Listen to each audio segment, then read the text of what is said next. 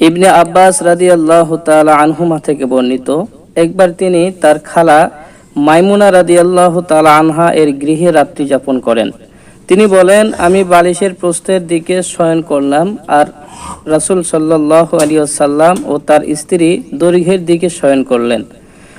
অনন্তর রাসূলুল্লাহ সাল্লাল্লাহু আলাইহি ওয়াসাল্লাম ঘুমিয়ে পড়লেন। যখন রাত অর্ধেক হলো অথবা এর কিছু আগে বা পরে তিনি জাগ্রত হলেন, অতঃপর মুখমণ্ডল থেকে ঘুমের আবেশ দূর করলেন। এরপর সূরা আলে ইমরান শেষের 10 আয়াত তেলাওয়াত করলেন। এরপর উঠে ঝুলন্ত মশক থেকে উত্তম রূপে ওযু করলেন। তারপর দাঁড়িয়ে সালাত শুরু করলেন। আব্দুল্লাহ ইবনে আব্বাস রাদিয়াল্লাহু তাআলা আনহুমা বলেন, আমি উঠে তার বাম পার্শ্বে দাঁড়ালাম।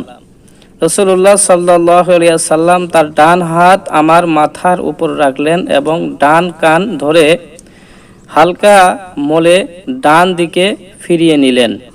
অতঃপর 2 রাকাত সালাত আদায় করলেন।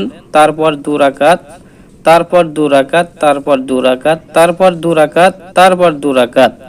বর্ণনাকারী মান রাহিমাহুল্লাহ বলেন, 6 বার এমন করেছেন। তারপর বিতর আদায় করলেন, এরপর শুয়ে বিশ্রাম করলেন। অতঃপর মুয়াজ্জিন এলো, তিনি উঠে 2 রাকাত হালকা সালাত আদায় করলেন।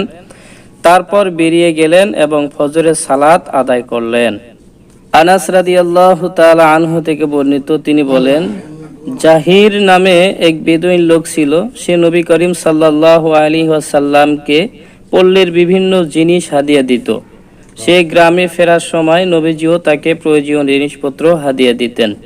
রাসূলুল্লাহ সাল্লাল্লাহু আলাইহি ওয়াসাল্লাম বলতেন, জাহির আমাদের পল্লী বন্ধু এবং আমরা তার শহরের বন্ধু। সে কুৎসিত হওয়া সত্ত্বেও রাসূলুল্লাহ সাল্লাল্লাহু আলাইহি ওয়াসাল্লাম তাকে খুব ভালোবাসতেন।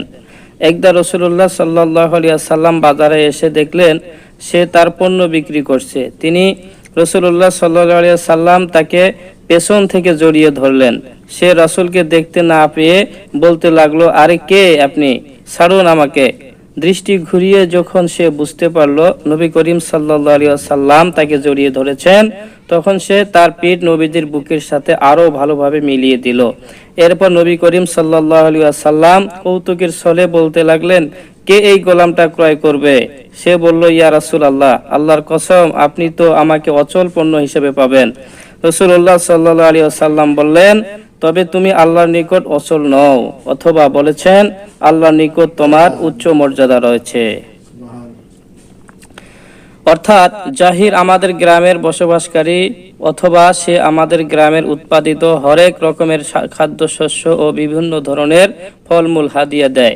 সুতরাং সেই যেন আমাদের গ্রাম, অথবা যখন আমরা গ্রামের স্মৃতিচারণ করি তখন তাকে দেখে আমাদের অন্তর প্রশান্ত হয়, কিংবা যখন আমরা গ্রামের পণ্যদ্রব্য মুখাপেক্ষী হই সে তা আমাদের জন্য নিয়ে আসে এবং আমরা সফর করা থেকে মুক্তি লাভ করি।